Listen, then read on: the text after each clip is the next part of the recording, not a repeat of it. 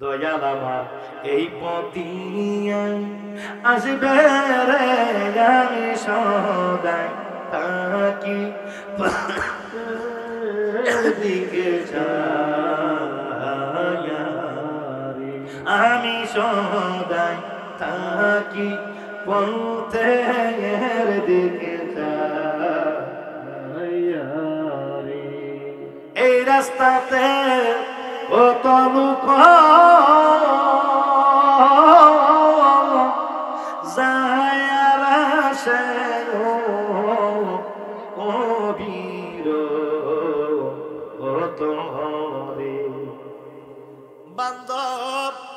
এই রাস্তাতে কত লোক যায় আর আসে, ও বীর ও তোরে। আমি জিজ্ঞাস করি যারে তারে পাইয়া, আমি আবু সাহেব দিয়ে বল ঘুরে ঠিক। আমি জিজ্ঞাস করি যারে তারে পাইয়া, আমি সদাই তাকি পথের দিকে ছায়া।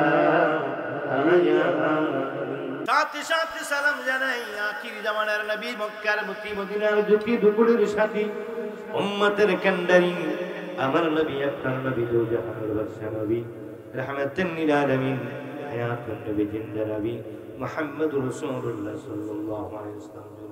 সুবহানাল্লাহ। অল্প সময়ের মধ্যে আমি মাইক ছেড়ে দেব, একটু ধৈর্য সহকারে। এই সময়টা ঘুমের সময়, ক্লান্তির সময়। যারা জাগ্রত এখনো আছেন, আপনারা চোখের সাথে জিহাদ করছেন, নফসের সাথে জিহাদ করছেন। কারণ অনেকের তামাক খাওয়ার অভ্যাস আছে, সিগারেট অথবা বিড়ি, আজকে তারা ওঠে না। এটা নফসের সাথে যুদ্ধ। নফস মানে আত্মা। নফস কত প্রকার? নফসে আম্মারা, নফসে মুলহিকমা, নফসে মুতমাইন্না, 3 প্রকার। এই আত্মাটা একটা নফস, নফসের সাথে যুদ্ধ করে বসে আছেন। আপনি সিগারেট খাচ্ছেন না, আপনি চোখের সাথে যুদ্ধ করেছেন, আপনি ঘুমাচ্ছেন না। 2 নাম্বার নফসের সাথে যুদ্ধ করছেন, আপনি ধূমপান করার অভ্যাস থাকার কারণে যাচ্ছেন না। 3 নাম্বারে ও বন্ধু, আপনি জিহাদ করেছেন শয়তানের সঙ্গে। শয়তান প্রলোভন দিয়ে মানুষকে বাড়িতে নিয়ে যায়। শয়তান আপনাদের কাছে হার মেনেছে।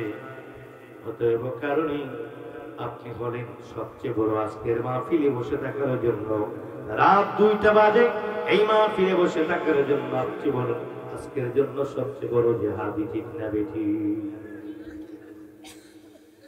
ঠান্ডা ভাষায়, নম্র ভাষায় কয়েকটি কথা বলবো, একটু মনোযোগ দিতে হবে। জিহাদ অনেক প্রকার। ময়দানে গিয়ে যুদ্ধ করলেন, এটা একটা জিহাদ।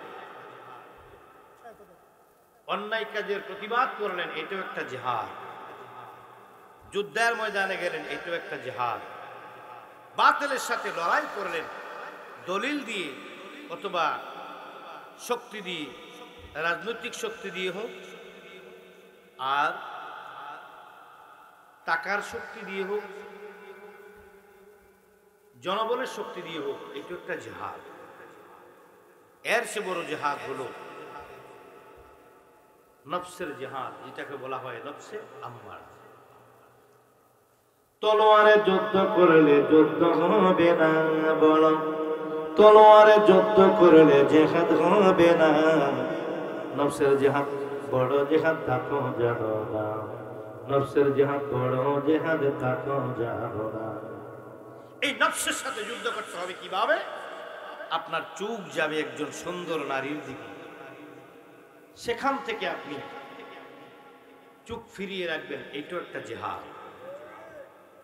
একজন সুন্দরী নারী দেখে আপনার আত্মার মধ্যে লিপ্সা জাগবে, তার প্রতি আসক্ত হওয়ার জন্য তাকে আপনি কাছে পেয়ে আপনার মনের খায়েশ মিটানোর জন্য এখান থেকে বিরত থেকে আপনি হেফাজত করলেন আপনার যৌবনকে। এইটা আর সবচেয়ে বড়, আর এইটার চেয়ে বড় জিহাদ আর কিছু নেই।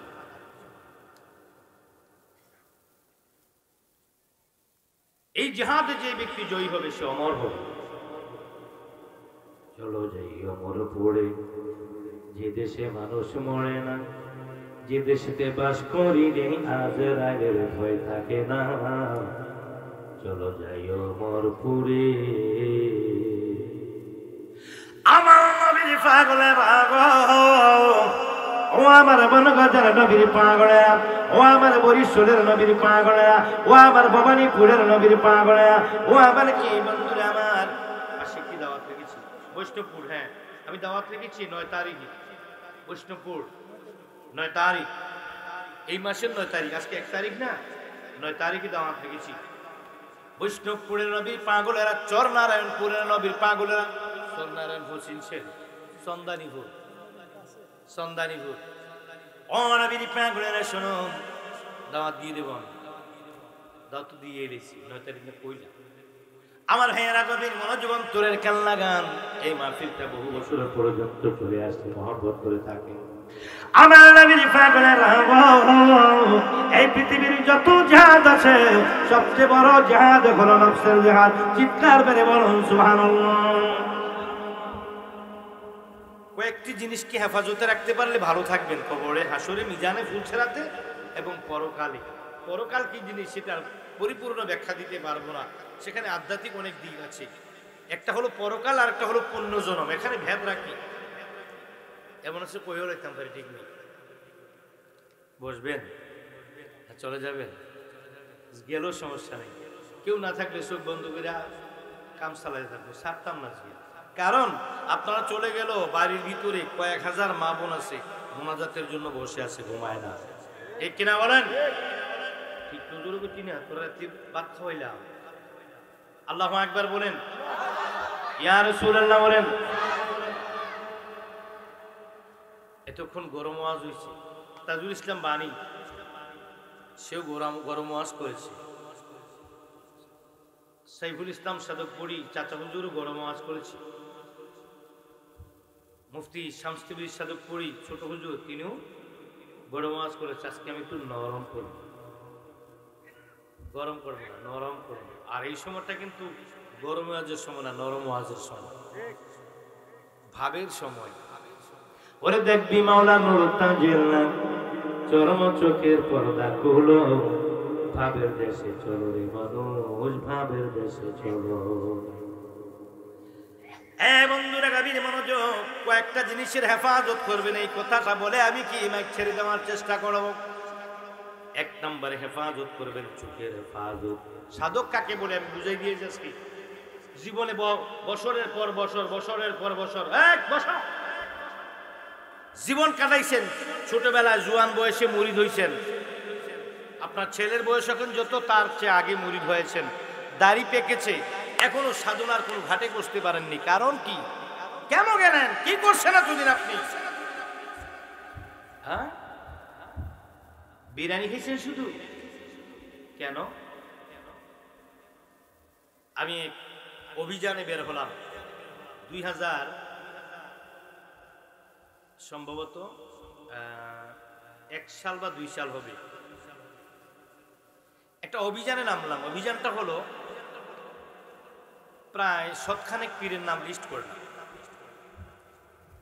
লিস্ট করে মাত্র 3টা প্রশ্ন আমি রেডি করলাম। আমি নিজেকে বড় করার জন্য বলছি না, আল্লাহ মাফ করুন।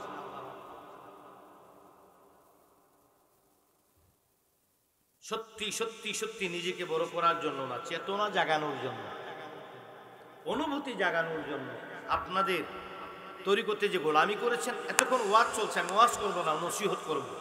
তরিকতের গোলামিগুলোর স্পিরিট বাড়িয়ে দেওয়ার জন্য কথাগুলো বলবো। বিশ্বাস করুন, আমি কোনো নিজেকে বড় করার জন্য বলছি না। 100 পীরের নাম লিস্ট করলাম, প্রশ্ন রেডি করলাম মাত্র 3টা।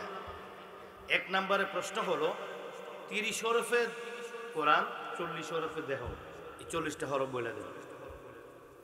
একটু জানতে চাই, আমি বুঝি না। 2 নম্বরে কোন সাধন করলে কবরে মারা যাওয়ার পর দেহটা পৌঁছে না। 3 নাম্বার, কোন সাধন করলে মৃত্যুর আগে বলে যাওয়া যায় আমি অমুক দিন মরব, চলে যাব।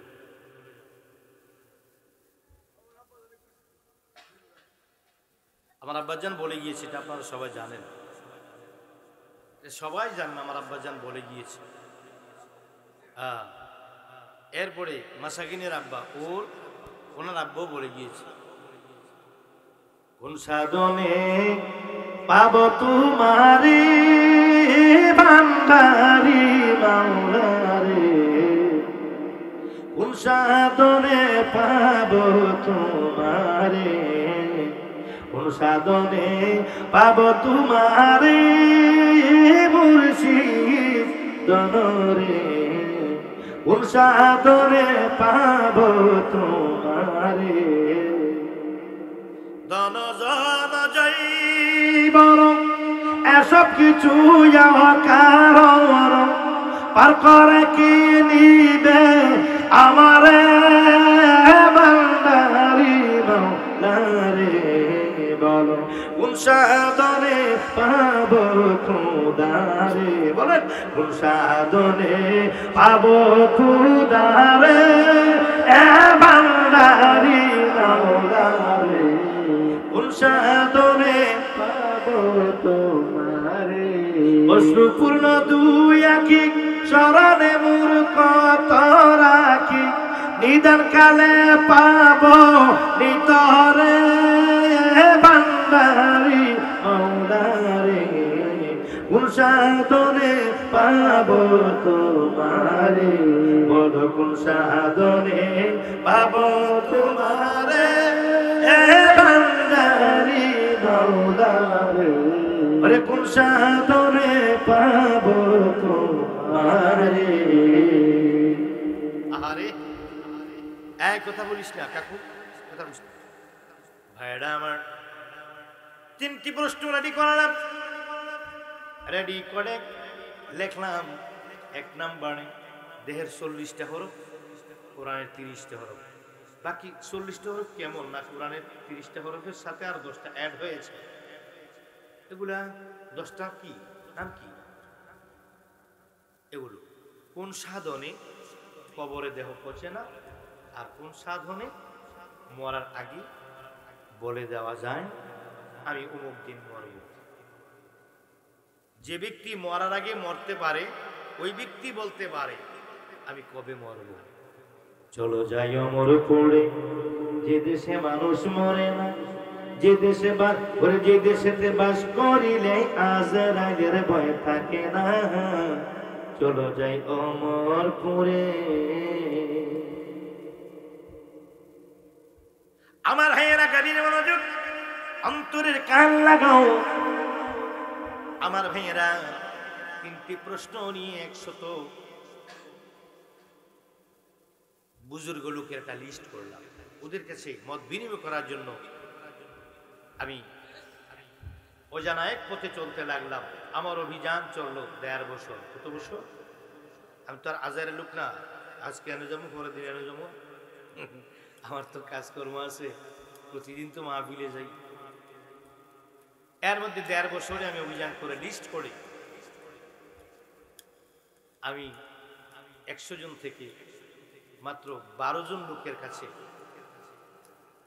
আমার মনের যে চাহিদাটা ছিল চাহিদাটা পূরণ করার জায়গায় পেয়েছি। আমি কাউকে নাম বলে ছোট করার জন্য আসিনি, কাকে পেয়েছি সেটা আমি জানি, কারা সেটা আমি জানি। তরিকাপন্থীদেরকে কথা কথা জীবনে শুনে আসলাম 30 হরফে কোরআন, 40 হরফে দেহ কোসনা ভাই 10টা হরফ, ওইটা কইতে না। আফসোস হয় কেন কথাগুলো বললাম। আপনি 10 বছর 20 বছর 15 বছর, এখানে এমন মুরিদ আছে, এমন লোক আছে আমার আব্বার কাছে মুরিদ হয়েছেন 30 বছর আগে, আছে না? আছে না? ও ভাই, আমি বনগজ গ্রামে যখন এসেছি তখন আমি এতটুকু নাকি শামসু ভাই, আমার বয়সটা সর্বোচ্চ 8 বছর হবে, তাহলে তো আমি কমপক্ষে 40 বছর বনগজ আসা যাওয়া করি। তা আমার আব্বা তো এই গ্রামে প্রায় 40 বছর আসা যাওয়া করেছেন বিদায়ের পূর্বে, কমপক্ষে উপরেটা ধরলাম না। ভাইয়ের আমার, আমি দেখেছি অনেক, আমি ছোটবেলায় দেখেছি যারা আমাকে মজা কিনে দিত, ব্রাহ্মণবাড়ির ভাষায় বলি, ওইটা অন্য জেলা আবার বুঝবে না, মজা কিনা দেখি অনেকে বুঝবে বুঝবে না। মজা কিনে দিত আমাকে আমার আব্বাজানের ভক্তরা, আমাকে মজা কিনে দিত। ছোট ছিলাম, বয়সটা 7-8 বছর হবে, তখন থেকে তো আসতাম এবং আসছি, এখনো আসি, বেঁচে থাকবি যতদিন আসবো, ওয়াজ না করতে পারলেও আসবো। এখানে এমন কিছু লোক আছে তারা আমার ওয়াজের জন্য বসে নাই, তারা আমাকে একটু দেখার জন্য বসে আছে। এমন কিছু লোক আছে তাদের চেহারা দেখলেও ভাল লাগে, তারা গালাগালি করলেও ভাল লাগে, তারা রাগ করলেও ভাল লাগে। এমন কিছু কথা আছে ভালো কথা বললেও ভাল লাগে না, ভালো লাগে না, ঠিক কিনা? এমন কিছু লোক আছে বসে বসে কথা বললেও ভাল লাগে, ওয়াজ উদ্দেশ্য নাই, তাকে দেখলেই ভালো লাগে, আছে না? আমি জানি এমন কিছু লোক আছে তারা আমাকে দেখার জন্য বসে রয়েছে, যে আমি কি বলবো আর কি ওয়াজ করবো এটা তাদের উদ্দেশ্য না, আমাকে প্রাণ ভরে দেখবে।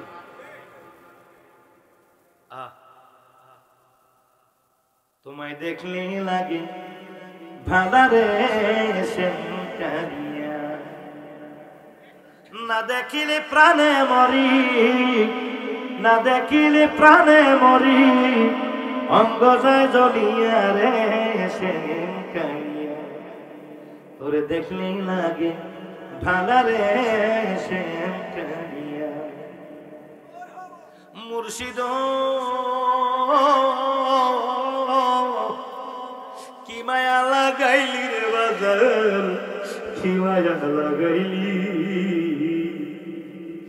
মুর্শিদ কিসের বাড়ি আমারে খাওয়াইলি বাজার রে, কি মায়া লাগাইলি রে বান্ধব, কি মায়া লাগাইলি। ওরে বাজার নামের বিষের বড়ি আমারে, আমার মন নিলি প্রাণ নিলি, অন্তর নিলি কারিয়ার সে কারিয়া। তোরে দেখলেই লাগে বালারে সে কারিয়া। এগুলা গান রে ভাই, গান না, শান। প্রেমিকের কাছে এগুলা বড় মজার জিনিস। এই শ্যামা সম্পর্কে একটি কথা মনে পড়ে গেছে, কেমন জিনিস।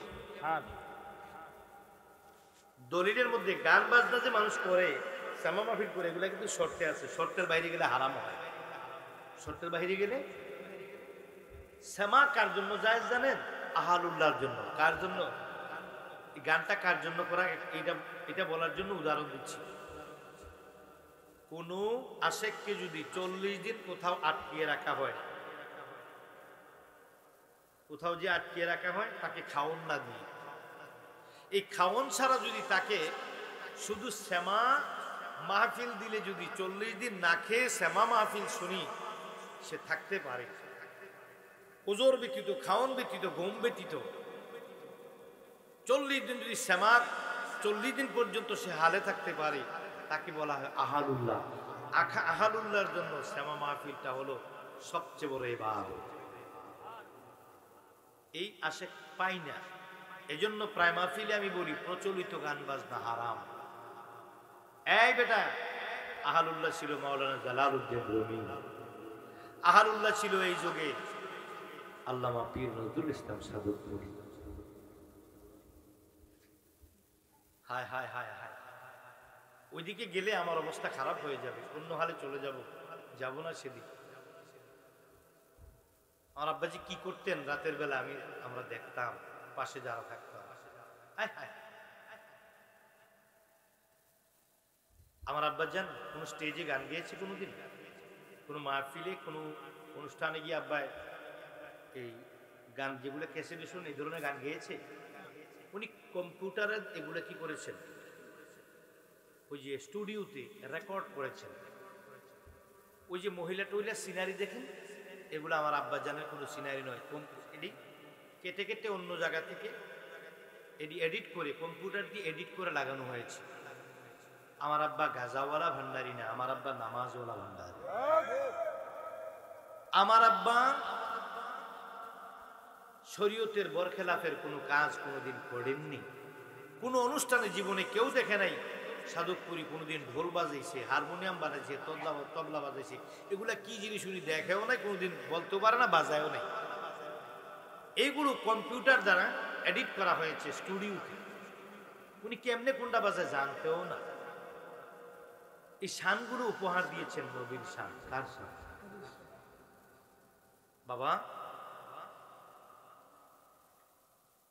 যেই গানটা শান হালাল, হালাল গানের সাথে সেই বাদ্যযন্ত্র মানে দল, এগুলো হালাল। হারাম গানের সাথে বাজনাটাও হারাম।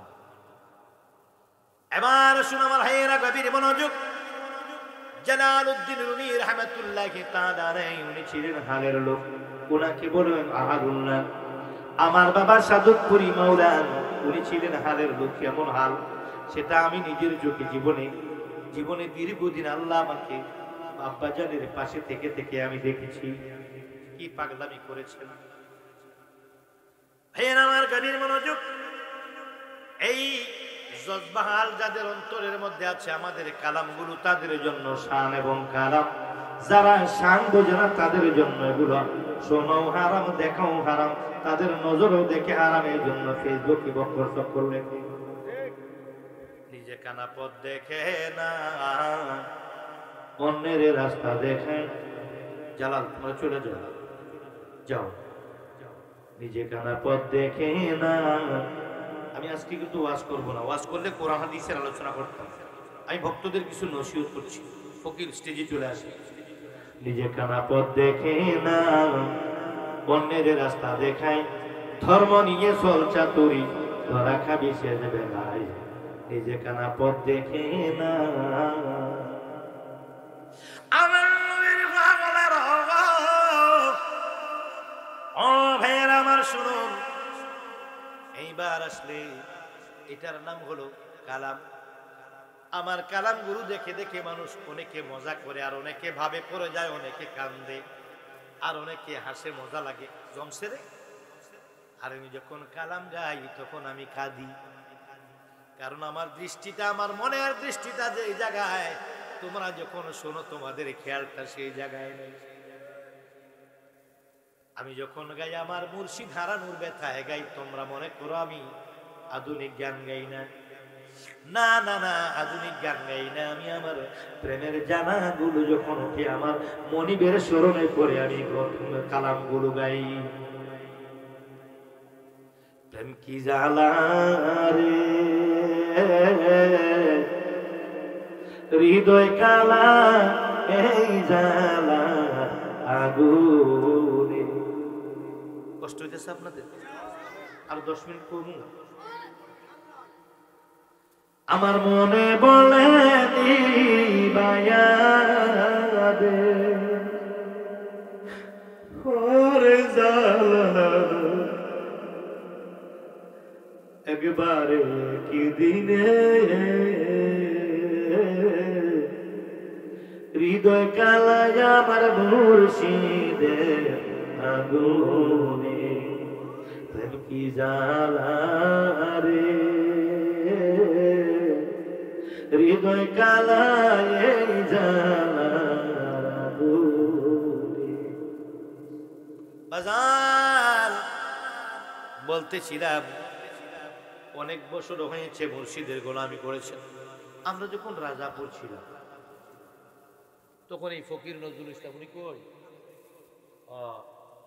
সম্ভবত 1985, হ্যাঁ 85 সালে আমি ছোট ছিলাম, মনে আছে। তখন উনি খুব বেশি বেশি আসা যাওয়া করতেন। এই উনি মুরিদ হয়েছে কয় বছর হয়েছে? 40 বছর। কত বছর? তো ওনার মধ্যে এরকম বহু লোক আছে এখানে, আব্বাজানের মুরিদ বা অন্য দরবারের মুরিদ। কিন্তু আপনাদেরকে উদ্দেশ্য করে বলছি, আপনার বড় ইয়ে করে কথা বলেন, এত বছর হয়েছে দরবারে গেছি, এত বছর হয়েছে দরবারে গেছি, এরকম বহু দরবারি আছে। আমি তাদেরকে ছোট করার জন্য বলি না, অনুভূতি জাগানোর জন্য বলছি।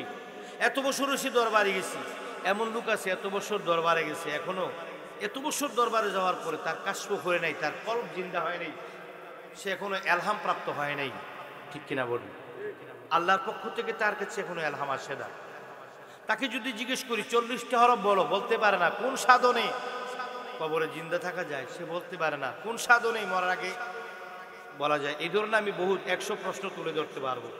3টা দিয়ে উদাহরণ দিলাম, বলতে পারে না। কেন বলতে পারেন না আপনারা? কি হয়েছে আপনাদের? সমস্যা কোথায়? বাবা কথা বলে না। হ্যাঁ, তোমাদেরকে আমি আদর করে বলবো, তোমরা কথা বলবে না। আমি কিন্তু হঠাৎ আবার রেগে গেলে একটু সমস্যা হয়ে যায়, উল্টাপাল্টা ব্যবহার করে ফেলি। এই আপনারা এত বছর এটা আপনাদের কেরিয়ার, এটার সাথে কেরিয়ারটা আপনি যোগ করেন আপনার সাধনার সাথে। কি সাধন করেছেন এখান থেকে ধ্যান করবেন, বুড়িচং যাওয়া লাগবে না, মাওলা সাদতপুরি আপনার সামনে আসি যাবে। কেন ফোন করবেন? সত্যিকার আশেখন ঘরে বসে মুর্শিদকে প্রতি রাত দেখবেন। ওইটা কোন কৌশল? সাধনের কায়দা জানা চাই, সাধনের কায়দা জানা চাই, বেকায়দা করিলে সাধনে মাওলা রাজি নাই। সাধনের কায়দা জানা চাই, সাধনের কায়দা জানা চাই। ধ্যান সালাত কি জিনিস শিখেন, শিখে প্রতিদিন ঘরে ধ্যান সালাত করে 40 দিন করার পরে দেখবেন 41 দিনের পর থেকে আপনার মুর্শিদ চক্ষু বন্ধ করে বসলে আপনার ঘরে হাজির হয়ে যায়। কেন জিন হাসিল করস? এই ফকিরের দল জিন হাসিল করে, জিনকে দিয়ে এটা জানে এটা জানে, ওইটা সালাম দেয় ওইটা সালাম দেয়। এই বেটা জিন চালু করে, জিন চালান দেওয়া দরকার নেই। ধ্যান সালাতে বসে যাও, 41 দিনের মাথায় তুমি তোমার আরজিগুলো নিয়ে বসবে, মুর্শিদকে জিজ্ঞেস করবে, মুর্শিদ সব বলে দেবে। জিন লাগে নাকি? আমরা জিনের গোলামি করি না, আমরা তাবিজের গোলামি করি না, আমরা মনিবের গোলামি করি, আমরা কুফুরিকে পরোয়া করি না, আমরা কুফুরির গোলামি করি না, কুফুরি করেন না বিদ্যা আমরা করি না, তাবিজের গোলামি আমরা করি না, জিনের পূজা আমরা করি না। অথচ কেউ জিন ছাড়াই, কেউ জিনে ধরলে আমরা ছাড়াইয়া দিই, আমরা জিন হাসিল করি না। কারণ আমার বুকের পাতা শক্ত আছে, মাওলাই আমার মাঝ ভান্ডারি, আমি কে মরণ রে ডরি, আমি কি মরণ রে ডরি, আমি কি মরণ রে ডরি। আমার বুকের পাতা শক্ত আছে, বাজান আমার সাদতপুরি, আমি কি মরণ রে ডরি। যার যার মুর্শিদকে মুর্শিদের নামে সে স্মরণ করেন, আমি আমার মুর্শিদের নাম বলছি। এইবার আসুন বাজান, তাহলে আমরা কোথায় পিছিয়ে গেলাম? আর সময় নাই, সময় চলে গেছে জীবনের খেলা। দেখা দিয়া নিবাও জানা পোড়া মনের বাসনা। কাবেল হয় তোমাকে সেই মন্ত্র শিখিয়ে দেবে। তোমার টাইম নেই, তোমার হায়াত কমে, আখিরি জমানা। গড়াই 35 বছর, এখন 36 বছর জঙ্গলে থাকার টাইম এখন নাই। অল্প সময় আমাদেরকে অনেক ধন। এই 1 কেজি, এই তুই আবার কথা কর, সব করে ঘুষি দিয়া সাফার দাঁড়টি হালাই দেবে বা তিজার করে হচ্ছে। কি বলতেছিলাম বইলা গেল? ও 1 কেজি, এই 1 কেজি স্বর্ণ পরিমাণ কত? আয়তনটা কত? 1 মোট। কয় মোট? 1 কেজি তুলা কিরকম?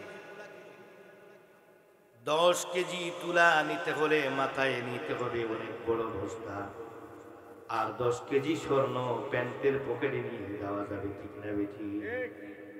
এতদিন 10 কেজি তুলার বস্তা বইছো, আজকে থেকে নিয়ত করো কালকে থেকে আমি 10 কেজি স্বর্ণের জন্য সন্ধানে বের হব। গুরুর কাছে নতুন আরেকটি রূপ নিয়ে যাও, তোমাকে কখনো ফিরিয়ে দেবে না। সত্যিকারে কামেল গুরু কখনো ফিরিয়ে দেবে না। যদি সাহস না থাকতো এই কথাটা আমি বলতাম না, কারণ কালকে তো আমার ধরবো। এখানে তো 1/3 আমার মুড়ি, ওরা তো আমাকে কালকে ধরবে। বাজার আমি যে কথাটা বুঝছেন এইটা কালকে তো আমার ধরবো, করে শিখাই দেন আমার। আরে কি করি, কালকে না তো না মনে ফরে ধরে নেবো, এমন আলি কেউ আছে না মনে ফরে এই গেটটা হয়ে করতাম না। হাজিবার চুমে দক্ষিণে ধরে নেবো, রাঙ্গায় স্মরণ কোনটা হোক, জগৎ স্মরণ কোনটা হোক, কইব শ্রীচরণ কোনটা, কত স্মরণ কোনটা, এখন ধরবো না আমার স্টেটে নামতাম পারতাম না। বাচ্চু মেয়ে ধরে নেবো আমার হলিউর রহমান বাচ্চু সাহেব, এরকম কতগুলা ডেঞ্জারাস ডাকাইতেছে, অক্ষণ তো ধরবো। আই সাহস না থাকলে, বলার সাহস না থাকলে, আর সেই যাক বলবো না, আমি বলতাম না সাহস না থাকলে। কামতত্ত্ব, প্রেম তত্ত্ব, নিগুড় তত্ত্ব, সৃষ্টি তত্ত্ব, আত্মতত্ত্ব, পরম তত্ত্ব যত তত্ত্ব বলেন এমন কোনো তত্ত্ব নাই আমার সাধকপুরী মাওলা আমাকে শিখায় নাই। এবার কোরআন হাদিস নিয়ে বসেন, ওকে। ফেকা নিয়ে বসেন, ওকে। ঢোল নিয়ে বসেন, ইনশাল্লাহ ওকে। আমার সাধকপুরী মাওলা গানেও এক নাম্বার, গান বলবো না, শান, শানেও এক নাম্বার, নাইসেও এক নাম্বার, জিকিরও এক নাম্বার, লেখার মধ্যেও এক নাম্বার। এমন কিছু গজল লিখছে, একটা গজলের ব্যাখ্যা দিতে গেলে 12 বছর লাগবে, ঠিক না বেটি? লেখালেখিতেও এক নাম্বার, গজলও এক নাম্বার, কোরআন তেলাতেও এক নাম্বার, নামাজেও এক নাম্বার, জিকিরও এক নাম্বার। সাধকপুরী সবসময় এক নাম্বারে থাকতেন, কোনোদিন 2 নাম্বারের রোল যায় না। এই বেটা কই যাস? বুঝছি, কিন্তু তুই ফেসাব করে বিড়ি খাইস না, বললাম তাড়াতাড়ি আবি, বিড়িটি খাইস না, তুই তাড়াতাড়ি ফেসাব করে আই করবি, উজু করে বিড়িটি খাইস না, তাড়াতাড়ি আবি, তুই আইলে জিকিরটা দেন, তাড়াতাড়ি আই করবি। গভীর মনোযোগ অন্তরের কান লাগাও। কাম তত্ত্ব, প্রেম তত্ত্ব, আত্মতত্ত্ব, সৃষ্টি তত্ত্ব, নিগুড় তত্ত্ব, পরম তত্ত্ব, যেই তত্ত্ব হোক না কেন, সকল তত্ত্বের সমাধান পাবে তুমি যেই কোনো পীরের মুরিদ হও না কেন। তোমার আসো, আমি বলবো ইনশাল্লাহ না যে হিংসা নাই, হিংসা নাই। তুমি আরেক পীরের মুরিদ, তোমার শিখে আমার লাভ কি? তুমি আরেক ফিরে আরেক দরবারে যাও, কে দো এই দরবারও শিখাইতাম আমি না। এই হিংসা আমাকে আমার আব্বা শিক্ষা দেয়নি। যার মুরিদ হও আমার কাছে আসো, আমি তোমাকে এমন মেডিসিন দেব, যেই মেডিসিন দিয়া তুমি ফিরের বুঝলে আমার পাগল হইতা না, তোমার নিজের ফিরের পাগল হইবা। ওই মেডিসিন আমি দেবো ইনশাল্লাহ। তোমার মুর্শিদের জন্য পাগল হইবা, আমি আবার ওই মেডিসিন দিতাম না যেটা তোমার ফিরের বুঝলে আমার পাগল হয়ে যাবে। ওই মেডিসিন দেব না, সঠিক জ্ঞানের শিক্ষা দেওয়ার চেষ্টা করব। সেজন্য ভাইয়েরা গভীর মনোযোগ অন্তরের কান লাগাও। সামনে আর কথা বাড়াবো না, একটু জিকির করে চলে যাও। ভাইয়েরা আমার, আপনারা যখন ঘুমাবেন, ও বন্ধু, জিকির অবস্থায় ঘুমাবেন, হালাল রিজিক খাবেন, মা বাবার খেদমত করবেন, আর কি করবেন না। সুদের টাকার সুদের টাকা কি, সুদে টাকা লাগাবেন না। সুদ থেকে দূরে থাকুন, ঘুষ থেকে দূরে থাকুন, মিথ্যা কথা থেকে দূরে থাকুন, চুগলখুরি থেকে দূরে থাকুন।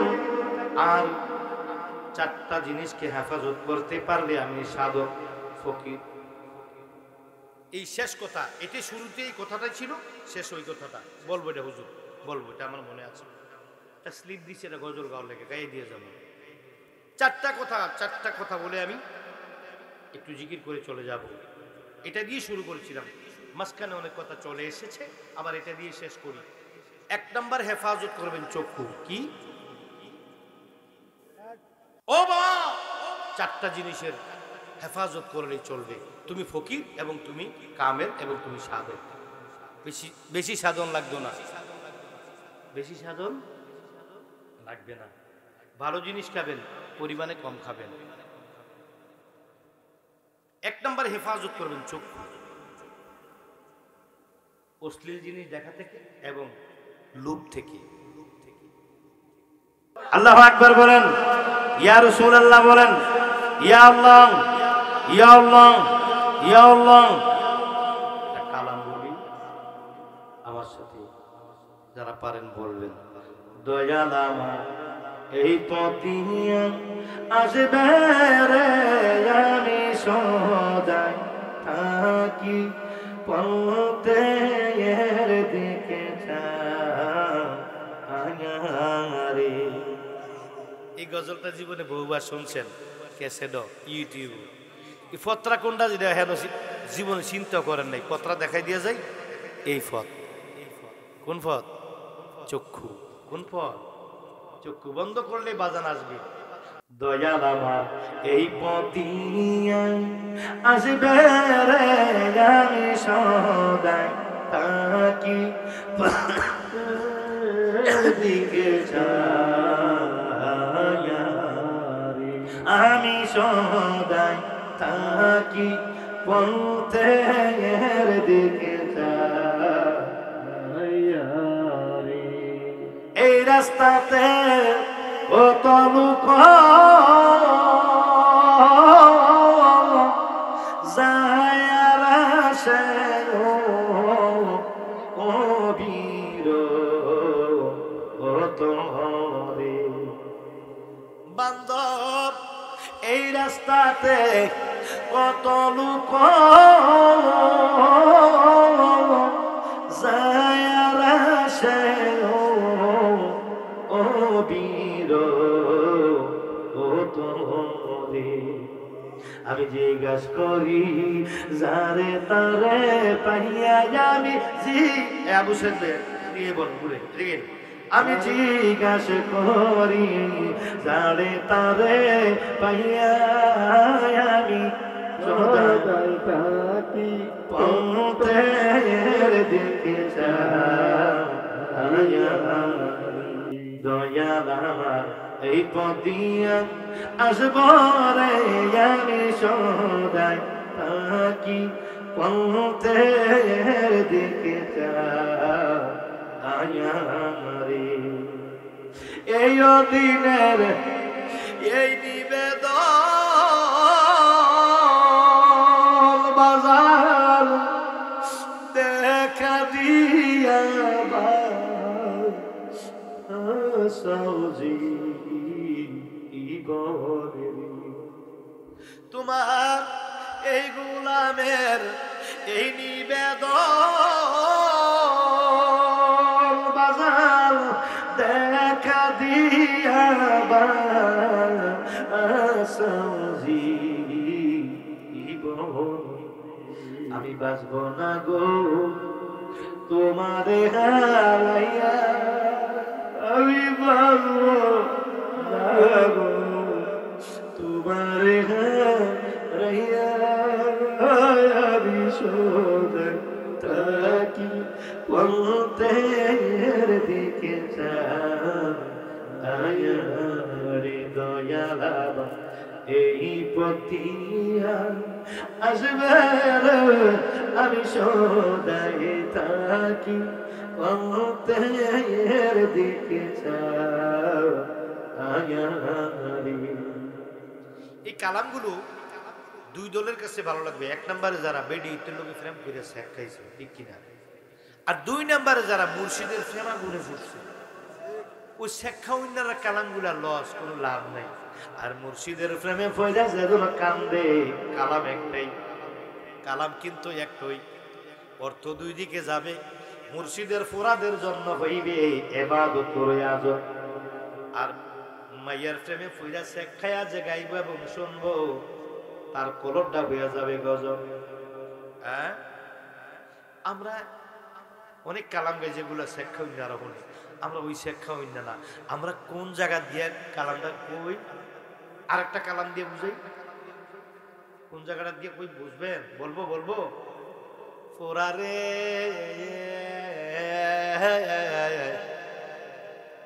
আমি দয়াল চাঁদের প্রেমাগুনের ফোরা, ফোরারে আমি বাবা জানের প্রেমাগুনের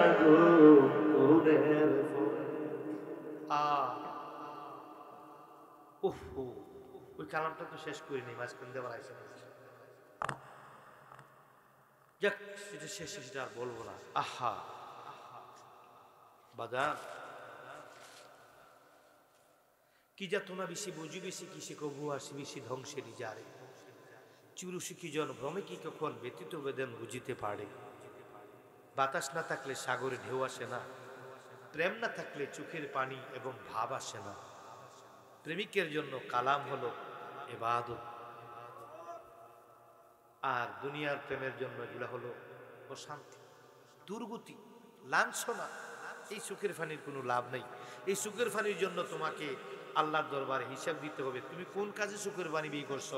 আর মুর্শিদের পাগল যে সুখের পানি বিয়ে করে, সে এই প্রেমের আগুন দিয়া তার কলবডারে ফুইরিয়া মদিনার নূরে নূরান্বিত করে। এবার আসুন কি বলছিলাম, হেফাজত করতে হবে চারটা জিনিস। কয়টা জিনিস? এক নম্বরে চক্ষু, অন্যের নারীর দিকে, সুন্দর নারী থেকে এবং বিভিন্ন লোভনীয় জিনিস থেকে তোমার চক্ষুকে হেফাজত করবে। চক্ষুটো একটা নফস, চক্ষুটো কি একটা নফস। দ্বিতীয় নাম্বার নফস হলো তোমার জিহ্বা হারাম জিনিস থেকে তোমার জিহ্বাকে হেফাজত করবে। জিহ্বা তো একটা নফস। অশ্লীল জিনিস খাবার থেকে, মদ থেকে, গাঁজা থেকে, বিভিন্ন নেশা জাতীয় দ্রব্য থেকে তোমার জিহ্বাকে হেফাজত করবে। হারাম রিজিক থেকে তোমার জিহ্বাকে হেফাজত করবে। তোমার এই জবানকে মিথ্যা কথা বলা থেকে হেফাজত করবে। এই জিহ্বাটা হলো 2 নম্বরের নফস। 3 নম্বরের নফস হলো তোমার আত্মা। হযরত শেখ ফরিদ রহমাতুল্লাহ আলাইহি প্রথমবার যখন জঙ্গলে গেলেন, 12 বছর, কয় বছর? 3 বারে 36 বছর গেছে। ওই জায়গার যদি আলোচনা শুরু করি, ওই ঘটনা তুলে ধরি, আগামীকাল মাগরিবের আজান দেবে। একটু কথা বলি, মাত্র 3 মিনিট, 3 থেকে 4 মিনিট কথা বলবো এই ব্যাপারে। শেখ ফরিদ রহমাতুল্লাহ আলাইহি জঙ্গলের মধ্যে রিয়াজত করতে গেলেন, চক্ষু বন্ধ করে জিকির করেন আল্লাহ আল্লাহ আল্লাহ আল্লাহ। আস্তে একটু পরে জিকির করুন, আস্তে রাখো। এবার শেখ ফরিদ রহমাতুল্লাহ আলাইহি 12 বছর পর বাড়িতে যখন ফিরলেন, ওনার মা বড় সাদিকা ছিলেন, বড় উচ্চ মাপের ওলি ছিলেন। জিজ্ঞেস করছে, তুই কি করছ 12 বছর?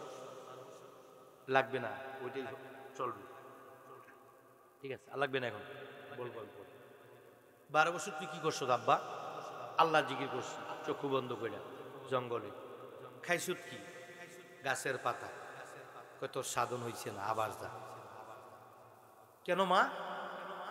তুমি আল্লাহকে ডাকার জন্য গাছের পাতাগুলো যখন শিরে টেনে খেয়েছিলে, গাছটার ভিতর প্রাণ আছে, গাছটাও আল্লাহর জিকির করে।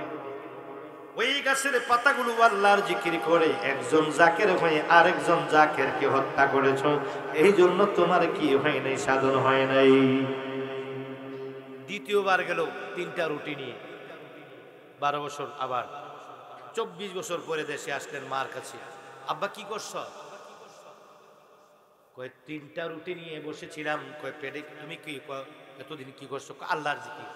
খাইছো কি? খাই নেই, 3টা রুটি নিয়ে গেছিলাম। খিদা লাগলে বলতাম, কয়েকদিন পরে খিদা লাগলে আবার কি খাবো? থাক খাম, কয়েকদিন পরে খাবো। খিদা লাগলে রুটিটার দিকে তাকাইতাম, 1 গ্লাস পানি নিয়েছিলাম। 3টা রুটি নিয়েছিলাম, 3টা রুটি 1 গ্লাস পানি নিয়েছিলাম। খিদা লাগলে কইতাম, কয়েকদিন পরে যদি খিদা লাগে, তখন আমি ধ্যান ভাঙলে খিদার কথা মনে হইতো। বলতাম, এগুলো যদি খেয়ে ফেলি, কয়দিন পরে আমি খাবো কি? আমি তো 12 বছর থাকবো।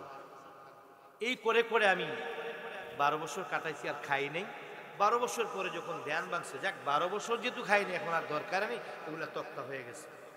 মা ডাক দেয়, কয় ফরিদ, ও গঞ্জে শুকুর, ও গঞ্জে শুকুর শেখ ফরিদ, তোমার সাধন হয় নাই, আবার তুমি যাও। কেন? তুমি রুটিগুলা খাবে খাবে বলে তোমার আত্মাকে তুমি ফাঁকি দিয়েছো। তোমার আত্মাটা একটা নফস। আত্মাকে ফাঁকি দিয়ে আমার আল্লাহকে ডাকার কারণে তোমার ইবাদত কবুল হইছে না। ফকিরি কি গাছের গোটা,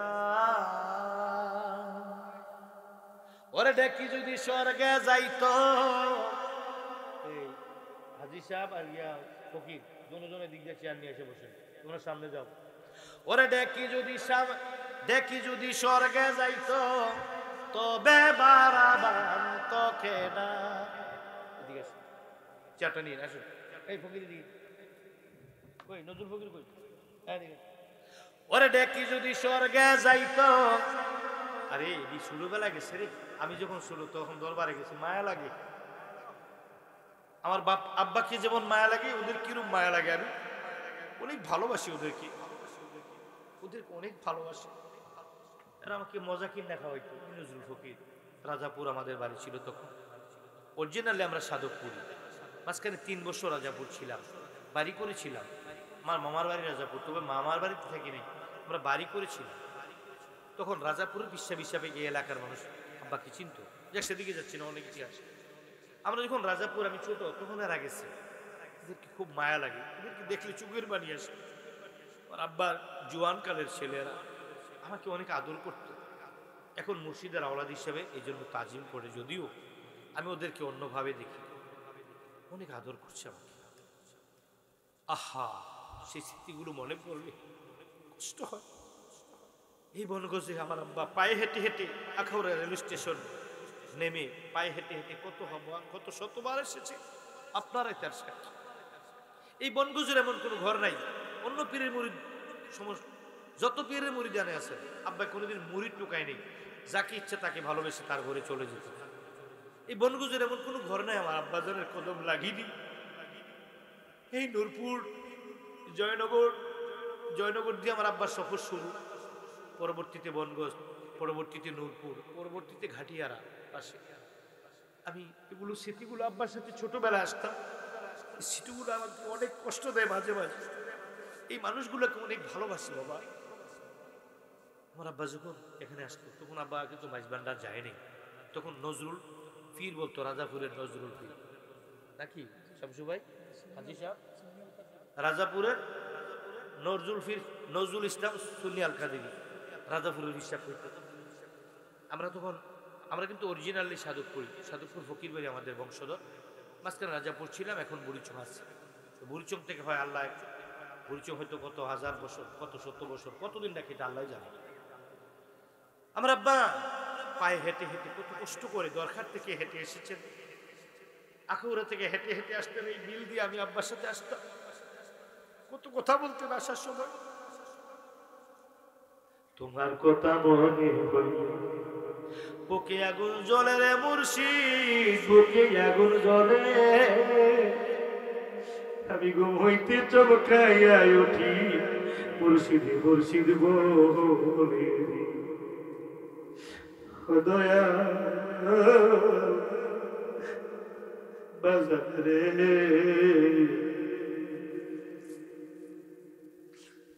ভুলিতে পারি না দয়াল তোমারে,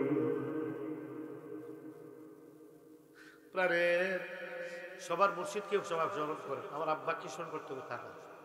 প্রাণের মুর্শিদ রে ভোলা যায় না তোর প্রেমের সুখের আশায় প্রেম করিয়া, আমার কপালে কি দুর্গতি ভোলা যায় না তোর প্রেমের স্মৃতি।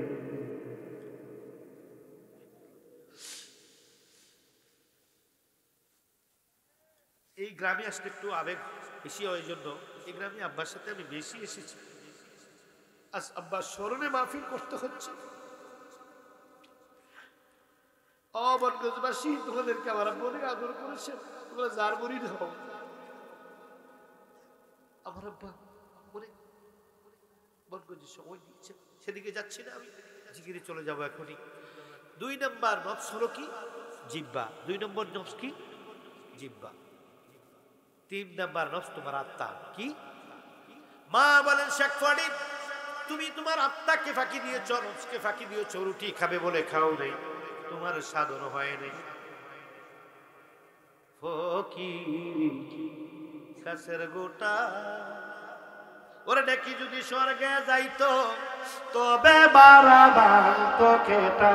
ফকির গাছের গোটা, ফকির গাছের গোটা। ফকির চির প্রহ্লাদ দত্ত,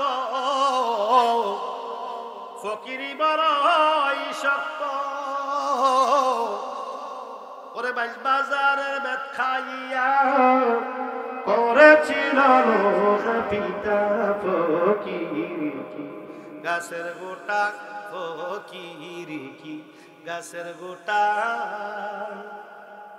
এবার বললো ভাই তোমার সাধন হয়নি। আবার গেলেন, 3 বারের বেলা কি করলেন? জিভ দেখবে রুটি খাই নাই, 12 বছর গেল।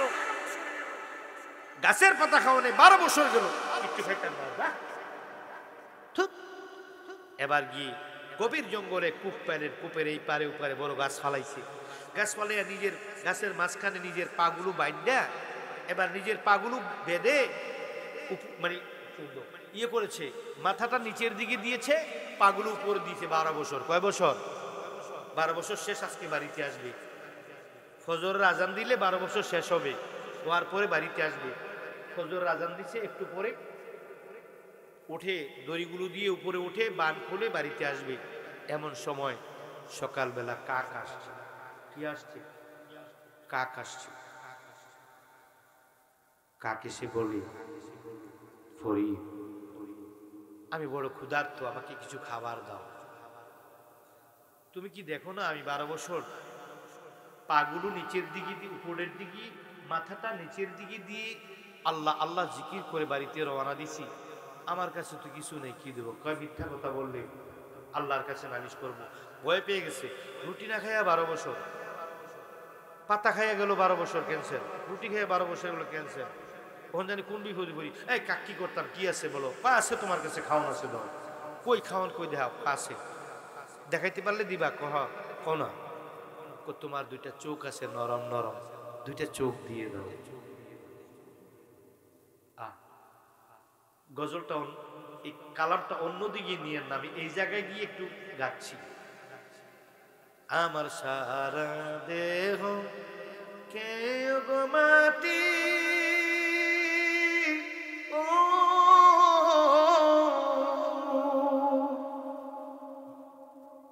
আমার চোখ দুটি মূর্খেও না,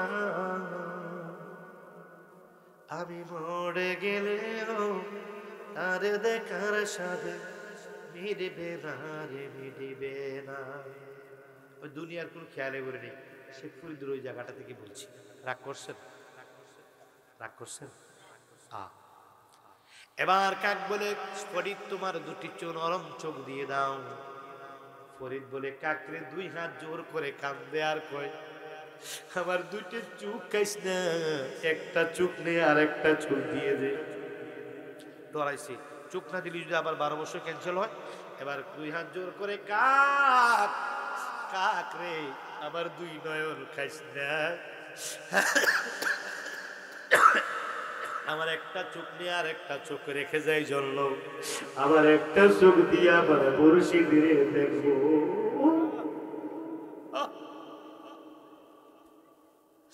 নয়নে নয়নে রাখি তোরে মুর্শিদ, তোরে পাইলে নয়নে নয়নে রাখিব। হৃদয় রাজ্যের সিংহাসনে বসায় অতি গোপনে, প্রেম ফুলের মালা গাঁথি তোরে মুর্শিদ, তোরে পাইলে নয়নে নয়নে রাখিব। ও আমার মুর্শিদ মাওলা, নয়নে নয়নে রাখিব। ও আমার মুর্শিদ মাওলা, নয়নে নয়নে রাখিব। আহা, কাককে বললেন, কাক একটু চুপ নাও।